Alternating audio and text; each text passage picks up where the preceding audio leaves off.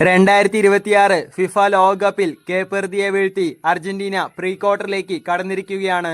Miami സ്റ്റേഡിയത്തിൽ നടന്ന മത്സരത്തിൽ 2-നെതിരെ 3 ഗോളുകൾക്കാണ് നിലവിലെ ചാമ്പ്യന്മാരുടെ വിജയം.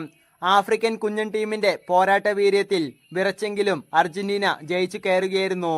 മത്സരത്തിൽ അർജന്റീനയ്ക്ക് വേണ്ടി ഒരു ഗോൾ നേടി മിന്നും പ്രകടനം നടത്തിയ നായകൻ ലയണൽ മെസ്സി ടീമിന്റെ വിജയത്തിൽ നിർണായകമായി. മത്സരം തുടങ്ങി 29-ാം മിനിറ്റിൽ മെസ്സിയാണ് ടീമിനായി ആദ്യ ഗോൾ നേടിയത്. ഈ ലോകകപ്പിലെ തന്റെ 7ാം ഗോൾ നേടിയ ലയണൽ മെസ്സി ലോകകപ്പ് ചരിത്രത്തിലെ തന്റെ ഗോൾ നേട്ടം 20 ഉയർത്തുകയും ചെയ്തു.